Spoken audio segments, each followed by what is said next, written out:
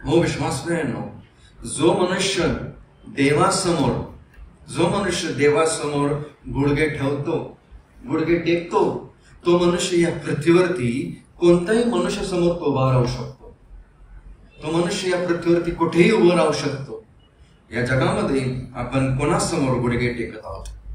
काही वर्षा अगोदर, 2000 वर्षा अगोदर प्रभू येशू ख्रिस्ताच्या शिष्यांनी येशूला एक विनंती केली. लूक याचा 11वा अध्याय आणि त्या ठिकाणी पहिल्या वचनामध्ये आपल्याला बघायला मिळतं. प्रभू येशू ख्रिस्ताला त्याने सांगितलं, तो मला प्रार्थना करण्यासाठी शिकव. किती सुंदर गोष्ट सांगितली आणि किती सुंदर गोष्ट विचारली आपल्या शिष्यांनी. आणि त्याने नुसतेच ते सांगितले नाही, तो मला प्रार्थना करण्यासाठी शिकव, पण त्याने त्याच्या अगोदर एक गोष्ट सांगितली. ज्याप्रमाणे योहान आपल्या शिष्यांना प्रार्थना करण्यासाठी शिकवायचा, त्या प्रकारेच तू आम्हाला शिकव. म्हणजे योहानाची आठवण काय माहिती? ज्यावेळेस आपण योहानाचा चित्र ज्यावेळेस आपण योहानाविषयी वाचतो, त्याच वेळेस आपल्या समोर काय चित्र येतं? बाप्तिस्मा करणारा.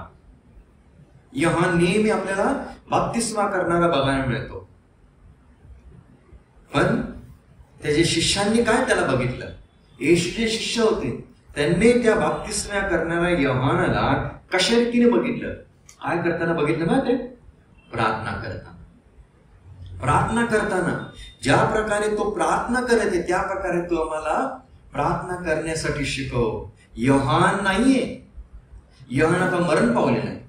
पण एक गोष्ट, त्याची गोष्ट काही काळानंतर आणि काही महिन्यानंतर शिष्यांच्या अंतःकरणामध्ये ठसून राहिलेली, की योहान कोण होता? एक प्रार्थना करणारा व्यक्ती. आताच मुलाशी सांगितलं ना, हाडा ब्रदर प्रभूकडे गेले है ना. ते कसे त्यांची एक गोष्ट मला आठवते. काही वर्षा अगोदर कोल्हापूर आणि परळी ह्या ठिकाणी होतो 4-5 दिवस, आणि ते माझ्याबरोबर नेहमी असायचे. पुष्कळ ठिकाणी मला घेऊन गेले, तिकडे वेगवेगळ्या ठिकाणी. आणि ते नुसतं माझ्याबरोबर नाही, इतर दुसऱ्या दासांबरोबर सुद्धा होते. त्यांची आठवण हीच गोष्ट आहे. एक हसरा चेहरा आणि लोक प्रभूच्या लासांबरोबर त्यांच्याबरोबर नेहमी पुढे जाणे. हो विश्वास राहिलो, या योहानाची आठवण काय?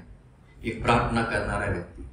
जरी त्याने येशूला बाप्तिस्मा दिला, जरी हजारो लोकांना तो बाप्तिस्मा द्यायचा होता, पण त्याची आठवण ती नाही राहिली. तो बाप्तिस्मा देणारा होता, त्याची आठवण काय राहिली? हा प्रार्थना करणार आहे. ज्याप्रमाणे तो प्रार्थना करत होता आणि त्याने शिकवलं आपल्या शिष्यांना, त्याच प्रकारे तू आम्हाला शिकव. हो विश्वास राहिलो, योहानाचा जन्म एक अद्भुत होता जन्म त्या काळामध्ये, पण तरी देखील त्याला प्रार्थनेची गरज होती. योहान एक असा व्यक्ती होता ज्याने येशूचं आमंत्रण केलं की हा पहा जगाचे पापहरण करणारा देवाचा कोकरा. तरी देखील त्याला प्रार्थनेची गरज होती. बायबल प्रमाणे लोकांचा 7:28 प्रमाणे त्या काळामध्ये प्रभू येशू ख्रिस्ताने स्वतः सांगितलं, ह्याच्यापेक्षा दुसरा कोणताही मोठा संदेष्टा निर्माण झाला नाही. इतका मोठा संदेष्टा निर्माण त्या काळामध्ये होता, तरी देखील त्याला प्रार्थनेची गरज भासली. तरी देखील तो प्रार्थना करत होता. इतका मोठा असून, इतका महान कार्य करणारा असून, इतका अद्भुत जन्म असून त्याला प्रार्थनेची गरज भासली. आपण कोण होतो? हो विश्वास नाही. आपण कोण होतो? आपण देवासमोर या जगामध्ये आपण शून्य होतो. आपण कोणीच नाही होतो. पण तरी देखील आपल्याला या जगामध्ये प्रार्थना फार महत्वाची आहे. प्रार्थना म्हणजे काय? हो विश्वास नाही. प्रार्थना याचा अर्थ साधा आणि सोपं म्हणजे देवाबरोबर बोलणं. एक प्रश्न विचारतो, बायबल वाचणं इम्पॉर्टंट आहे की प्रार्थना करणं इम्पॉर्टंट आहे? हा प्रश्न मी काही दिवसा अगोदर विचारलेला. एका कॅम्पमध्ये होतो त्यावेळेस, आणि एका मागच्या आठवड्यामध्ये सुद्धा एका खडकपाड्यामध्ये होतो त्यावेळेस मी विचारलेला. प्रार्थना करणं इम्पॉर्टंट आहे की बायबल वाचणं इम्पॉर्टंट आहे? दोन्ही इम्पॉर्टंट आहे ना. श्वास आतमध्ये घेणं इम्पॉर्टंट आहे की श्वास बाहेर टाकणं इम्पॉर्टंट आहे? दोन्ही इम्पॉर्टंट आहे. एकही बंद झाला मनुष्य मिळेल. तसं बायबल वाचणं आणि प्रार्थना करणं या दोन्ही गोष्टी एक ख्रिस्ती व्यक्तींसाठी फार महत्वाच्या गोष्टी आहेत. कारण त्या दोघांपैकी एकही गोष्ट बंद झाली आपलं आत्मिक जीवन मरेल. त्याचा परिणाम आपल्या आत्मिक जीवनावरती नक्की होईल. म्हणून ज्यावेळेस आपण प्रार्थना करतो म्हणजे आपण देवाबरोबर बोलतो. पण ज्यावेळेस आपण बायबल वाचतो देव आपल्या बरोबर बोलतो. हाच मोठा डिफरन्स आहे.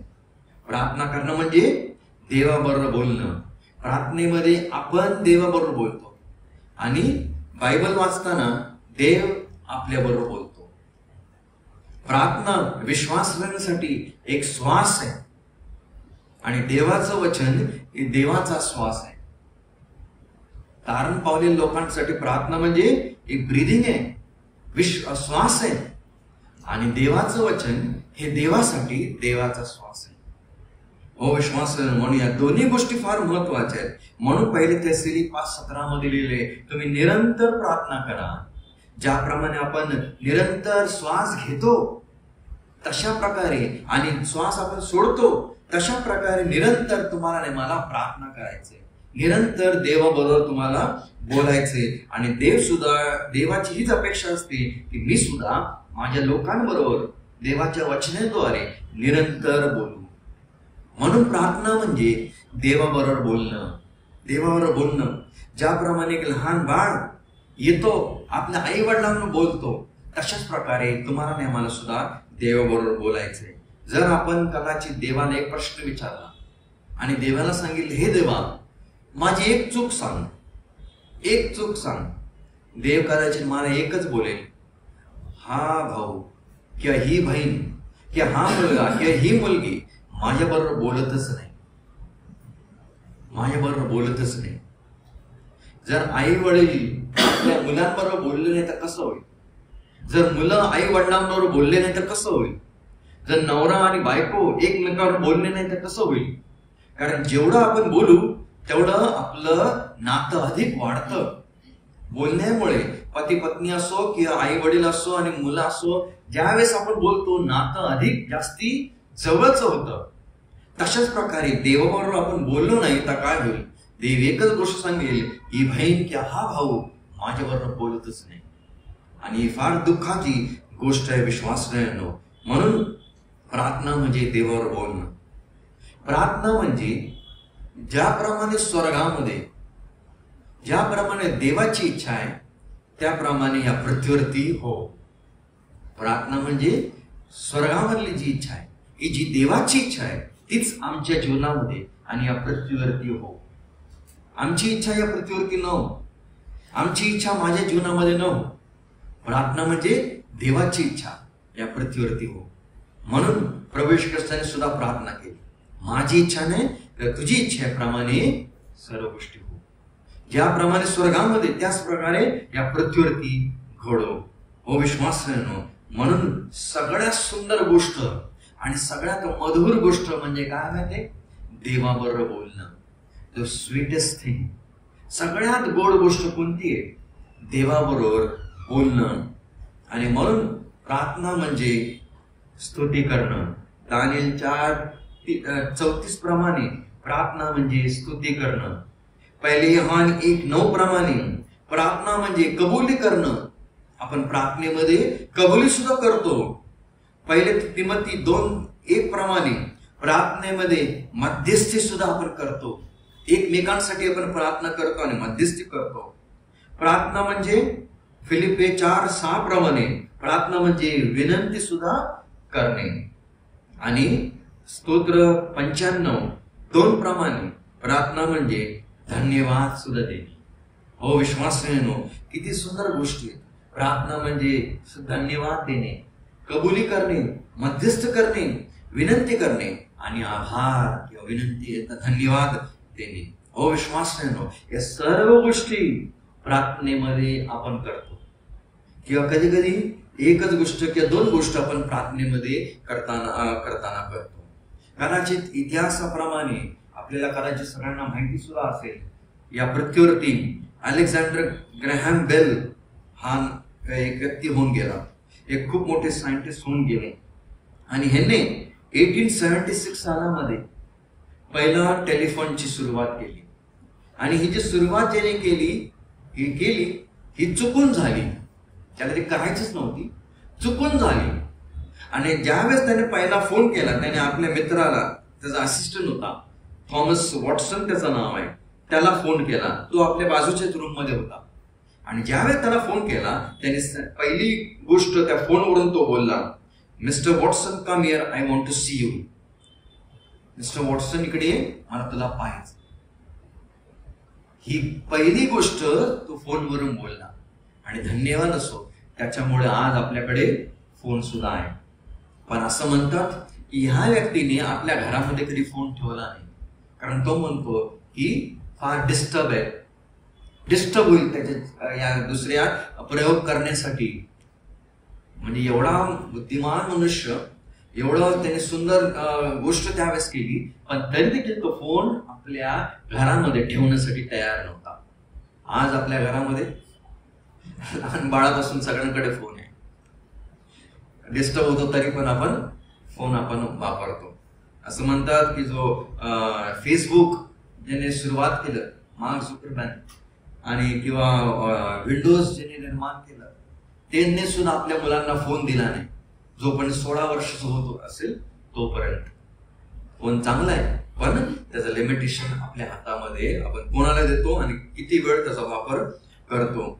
हो विश्वास नाही, म्हणजे मनुष्यावर बोलू लागला इलेक्ट्रिकच्या द्वारे त्या काळामध्ये 1870 सालामध्ये.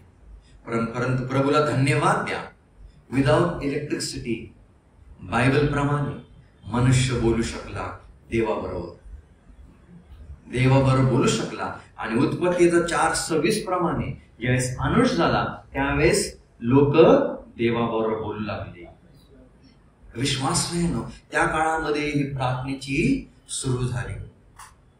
प्रार्थना म्हणजे देवाबरोबर बोलणं, पण नुसतं त्या 4:26 प्रमाणे प्रार्थनेला सुरू झाली नाही. प्रार्थना म्हणजे देवाबरोबर बोलणं. आणि देवाबरोबर कधी कोण बोलू लागलं? आदाम आणि हवा सुद्धा देवाबरोबर बोलायचे. जरी त्यावेळेस बोलणं सुरू झालेलं, पण रिअल प्रार्थना कधी सुरू झाल्या? अनुज ज्यावेळेस झाला ना त्यावेळेस. आणि त्या लोकांनी देवाबरोबर बोलू लागले. जो यहोवा परमेश्वर आहे त्याच्याबरोबर बोलू लागले. धन्यवाद द्या प्रभूला की आपण देवाबरोबर विदाउट इलेक्ट्रिसिटी आपण बोलू शकतो. म्हणून स्तोत्र 15 मध्ये त्या ठिकाणी लिहिले, तुम्हाला हाक मार म्हणजे संकट समयी, तुम्हाला धावा कर म्हणजे मी तुला उत्तर देईन. हो विश्वास नाही, इंग्लिश मध्ये लिहिले कॉल अपॉन मी. हे मनुष्याची जबाबदारी आहे. मराठीमध्ये काय लिहिलं ब्रदर? कोणीतरी वाचलं तर बरं होईल. स्तोत्र 50:15. हा, संकट समय माझा धावा कर. ही कोणाचा हिस्सा आहे माहिती? कोणाचा भाग आहे? मनुष्याचा. मनुष्याचं काम बनतं संकट समय त्याचा धावा करणं. आणि पुढे काय लिहिले? मी तुला मुक्त करेल. हे कोणाचं काम आहे? हे देवाचं काम आहे. आणि पुढे काय लिहिले? आणि तू माझं गौरव करशील. आता हे कोणाचं काम आहे? हे आपलं काम आहे. म्हणजे 2 काम मनुष्याचे आहे आणि 1 काम देवाचं आहे. देवाचं काय काम आहे? सोडवण्याचं काम, मुक्त करण्याचं काम हे देवाचं आहे. आपलं काय काम आहे? त्याला हाक मारणं. आपलं काम काय? धन्यवाद देणं उत्तर मिळाल्यावरती. आणि आपल्या सर्वांना माहिती आहे, लहानपणापासून आपण संडे स्कूल मध्ये शिकत आलेलो आहोत, देवाचा फोन नंबर इर्म्या 33:3. तुम्हाला हाक मार म्हणजे मी तुला उत्तर देईल. पुन्हा त्या ठिकाणी आपलं काय काम बनतं? हाक मारणं. देवाचं काय काम बनतं? उत्तर देणं. देवाचं काम उत्तर देणं आहे. आणि ग्रहण आणि अद्भुत गोष्टी सांगणं हे कोणाचं काम आहे? हे पुन्हा त्या ठिकाणी देवाचं काम आहे. मनुष्याचं काम नेहमी लहान असतं आणि देवाचं काम नेहमी मोठं असतं. आपण ज्यावेळेस देवाकडे येतो नेहमी खाली हाताने येतो, पण देव ज्यावेळेस येतो त्यावेळेस तो देव नेहमी भरलेल्या हाताने येतो. याच बुधवारी आमच्या बायबल स्टडीमध्ये मी सांगितलेलं, उधळा पुत्र ज्यावेळेस पिताकडे गेला रिकाम्या हाताने गेला, पण ज्यावेळेस पिता तिकडून आला तो पूर्ण भरलेल्या अंतःकरणाने आला. तो प्रेम घेऊन आला, दया घेऊन आला, क्षमा घेऊन आला. गळ्यामध्ये त्याने मिठी मारली, चुंबन त्याने घेतले आणि त्यांच्या पापांची क्षमा केली. तो भरलेला होता पिता, पण उधळ्या पुत्र्याकडे काय होतं? काहीच नव्हतं. फक्त एक लहानसा निर्णय केला, मी उठेल आणि माझ्या पित्याच्या घरामध्ये जाईल, तेवढेच. बाकी सर्व गोष्टी त्या पित्याकडे होत्या. आज आपण देवाकडे येतो त्यावेळेस आपण खाली रिकाम्या हाताने येतो, पण देव ज्यावेळेस देतो तो त्याच्या भरलेल्या आणि प्रेमाच्या अंतकरणाने तो देणारा देव आहे. बायबल प्रमाणे 4 महत्वाच्या प्रार्थना आपल्याला बघायला मिळतात. 4 महत्वाच्या प्रार्थना. ते म्हणजे सर्वात पहिली प्रार्थना बायबलची उत्पत्तीचा 32वा अध्याय 9 ते 12 पर्यंत केली. याकोबाने केलेली प्रार्थना ही बायबल मधली सगळ्यात पहिली प्रार्थना बघायला मिळते. ही प्रार्थना त्याने कनान देशाच्या बॉर्डरवरती केली, त्याने अरण्यामध्ये केली. यावेळेस तो आपल्या भावाकडे आता पुन्हा जात आहे, त्यावेळेस त्यांनी केलेली ही प्रार्थना आहे. ही बायबलमध्ये त्याचा उल्लेख पहिली प्रार्थना आहे. बायबल मधली सगळ्यात शेवटली प्रार्थना प्रगटीकरण 22:20 प्रमाणे, हे प्रभू येशू ख्रिस्त ये लवकर ये, ही योहानाने केलेली प्रार्थना आहे. आणि ही पात्मा नावाच्या टापूमध्ये म्हणजे टर्कीमध्ये ही केलेली प्रार्थना आहे. याकोबाने केलेली प्रार्थना देवाने ऐकली प्रार्थना. योहानाने केलेली प्रार्थना अजून ऐकलेली नाही, ते अजून बाकी आहे, अजून पेंडिंग लिस्ट वरती आहे. गेल्या 2000 वर्षापासून ती पेंडिंग लिस्ट वरती आहे. बायबल प्रमाणे सगळ्यात लहान प्रार्थना पेत्राने केली. ज्यास तो पाण्यामध्ये जात होता, बुडत होता, त्यास त्यांनी प्रार्थना केली, प्रभू मला वाचव, लॉर्ड सेव्ह मी. फक्त 3 शब्दाची प्रार्थना आहे आणि पटकन देवाने ती प्रार्थना ऐकली. किती परमेश्वर आपला चांगला आहे. काही प्रार्थना आपल्या पटकन तो ऐकतो आणि त्याचं उत्तर तो देतो. आणि ती प्रार्थना त्या पेत्राने समुद्रामधून केली, गालिल समुद्र होता. आणि 4थी प्रार्थना सगळ्यात मोठी प्रार्थना ते म्हणजे पहिले राजे 8वा अध्याय 22 पासून ते 54 या वचनामध्ये, आणि आणखी तेच गोष्ट दुसरी इतिहास 6वा अध्याय 12 पासून ते 42 पर्यंत लिहिलेली आहे. ही शलोमोन राजाने केलेली प्रार्थना आहे. ज्यावेळेस यरूशलेमच्या मंदिर त्याने बांधलं, त्या मंदिराच्या उद्घाटनाच्या वेळेस त्याने ही केलेली प्रार्थना आहे. म्हणजे बायबलमध्ये ह्या 4 महत्वाच्या प्रार्थना आहेत. 4 पैकी 3 उत्तर मिळालेलं आहे आणि एकच प्रार्थनेचा उत्तर अजून बाकी आहे. ते म्हणजे योहानाने केलेली प्रार्थना त्या टर्कीमधून. आणि एक दिवस बायबल प्रमाणे नक्की ती प्रार्थनेचं उत्तर मिळणार आहे.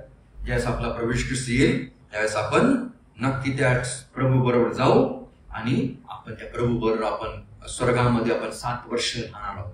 किती मोठी धन्य आशा आहे की प्रभू येशू ख्रिस्त आपला येणार आहे आणि तुम्हाला नाही मला तो घेऊन जाणार आहे. हो विश्वासलेनो, हे सर्व गोष्टी ज्या मी सांगितल्या त्या जे पुस्तकं तुमच्याकडे त्या नाही आहेत या गोष्टी, आणि आणखी 1-2 गोष्टी मी सांगणार आहे त्या सुद्धा त्या पुस्तकामध्ये मिळणार नाहीये. परंतु हे कदाचित तुमच्या अधिक माहितीसाठी, तुमच्या नॉलेजसाठी ह्या गोष्टी मी तुमच्या समोर टाकलेल्या आहेत. दुसरी गोष्ट, मी मुद्दामून या ठिकाणी एक शब्द प्रत्येक पीपीटी मध्ये तुम्हाला मिळेल, ख्रिश्चन मी टाकलेले आहे. का ख्रिश्चन टाकले माहिती? कारण सगळ्यांना कळेल. ख्रिश्चन म्हणजे दुसरे नाही, रोमन कॅथलिक प्रोटेस्टंट ह्याला हे ख्रिश्चन नाही आहेत. ख्रिश्चन म्हणजे फक्त तारण पावलेले, येशूवरती विश्वास ठेवणारे हे ख्रिश्चन. म्हणून मी ह्या ठिकाणी ख्रिश्चन हा शब्द टाकलेला आहे. आता ख्रिश्चन प्रार्थना किंवा ख्रिस्ती ही जी प्रार्थना आहे किंवा ज्यावेळेस आपण प्रार्थना करतो, तारण पावलेले ज्यावेळेस लोक प्रार्थना करतात, ही प्रार्थना आहे ना, त्या प्रार्थनेमध्ये नेहमी तुम्हाला वेगळेपणा बघायला मिळतो. त्या प्रार्थनेमध्ये नेहमी वेगळेपणा बघायला मिळतो. आता तुम्हाला वाटतील की कोण प्रार्थना करतं? फक्त ख्रिस्तीच लोक प्रार्थना करतात? नाही, नुसते ख्रिस्तीच लोक प्रार्थना करत नाही. या जगामध्ये नास्तिक लोक आहेत. नास्तिक लोक मानतात की देव नाहीये आणि त्याच्यामुळे ते कधी प्रार्थना करणार नाही. पण या जगामधले असे पुष्कळ लोक आहेत जे नेहमी प्रार्थना करतात.